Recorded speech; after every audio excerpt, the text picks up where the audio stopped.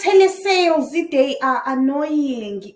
Bahlali kusukela lapho-ke manje uthola ukuthi ema-call center kwenziwa i-fraud because abantu osithi siyabafonela bathi sinesicefe and all those things.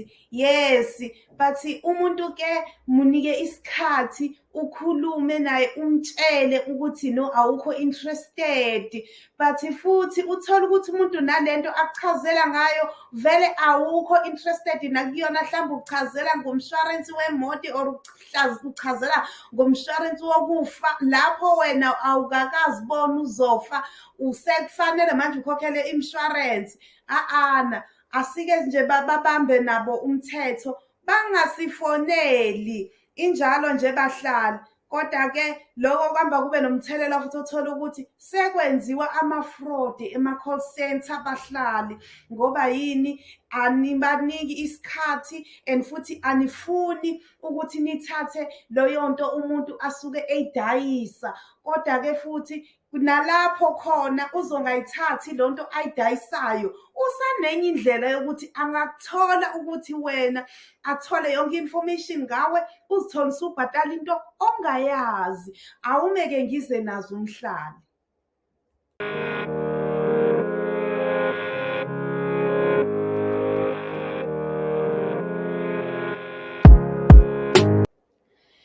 Yake kona bahlali kuyacika and uba nestadachi vele uthole kancane kancane uyafonelwa ema-call center. Uthola ukuthi wena usubambezeleke ekutheni ngabe wenza ezinye izinto. Nansi i-call from udayisela insurance, izinto obukade ungaziplanelanga ukuthi uyazifuna, kuyacika. And vele ukusebenza kuma-call center nako kuyisicelo self, worse kuma-outbound call centers, and I've worked a lot kuma-outbound call centers.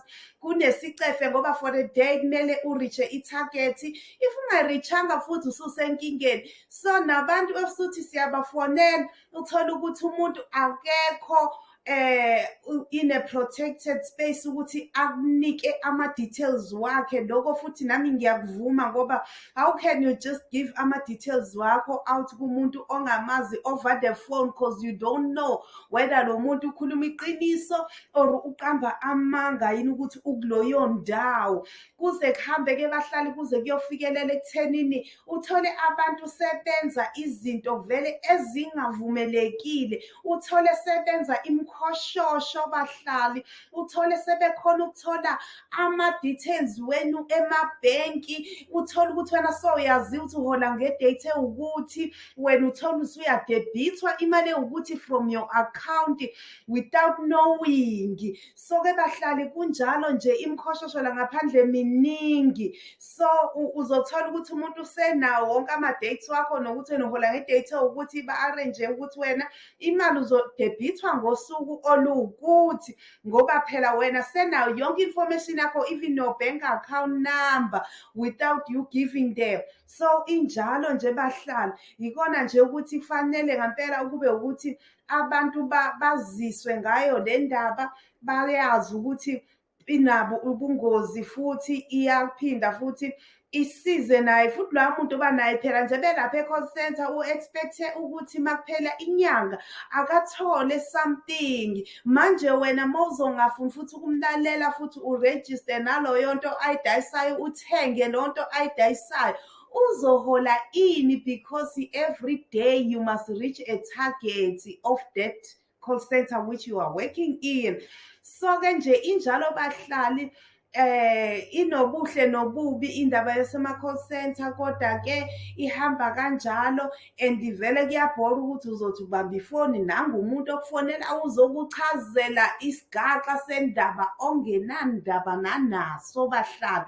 Kodwa ke phela kumele ke balungise indlela zabo, nabo bazi ukuthi bakufonela nje bathole i-information ngawe, bazi ini ngawe, uyayifuna lento or awuyifuni. Hayi ukuthi uvele ufonele umuntu nje ongenasidingo sayo lento. Ngikhuluma ngalento ngoba ngitholile ukuthi u-Anele Mdoda uyacomplaina ngama-calls awatholayo awemishwarensi awani abatshela ukuthi akayidingi kodwa they keep on calling. Isicefe vele yiso-ke leso-ke bahlali. So asithembe ukuthi kodwa bazoba nanto ushintsho-ke abazolenza-ke manje ukuthi ba-communicate nabantu. Or mina enye into ngiye ngithi why they don't wait for umuntu aze eze emnyango wabo mewukuthi udinga usizo lwayo lonto, udinga umshwarensi lowo. Ya-ke bahlali injalo nje bahlali, mina ngize ngabhlokha-ke ne-clientele because I used to have i-clientele ama-services amaningi with them, but I ended up seeing ukuthi angifi ngiyaphila kodwa ngile ngibhadalile nje ngibhadalile izimali, but I ended up quitting ngoba ngiyabona ukuthi akwenzeki lutho, angingeni engozini yamoto, akwenzeki lutho ukuze ube nomshwarensi wokuthi kufike ibhanoyi lizokutakula, akwenzeki lutho. Kodwa wena lekubhadalile uhamba olala esibhedlela iy'nsuku ezingakakhona uzobhadala adololo, akwenzeki lutho. So I decided ukuthi I cancel it. After cancelling it, they kept on calling me. They kept on calling ukuthi hayi phela ilokhuzane yakho nami ngabhlokha kodwa still these people phela we have different numbers to call inumber yakho ukuthi ulokhuzwe utshele udayiselwe lonto odayiselwa yona. So-ke it's just that ikona fanele indaba yakhona ifikele kubanikazi bayo i-call center bahlele ngendlela abantu babo or bona balinde abantu ukuthi beze kubona if bedinga i-service yabo. Injalo nje bahlali. Awubeke bahlali-ke ngihlikele ngenzasi nami-ke ngicela ungakhohlwa ukusubscribe, ulike, ungifollowe. Zidume nje ziye njalo bahlali. Ngizoleke nje nginikhululele izindaba ngononina bahlali, ngiyanithanda ule.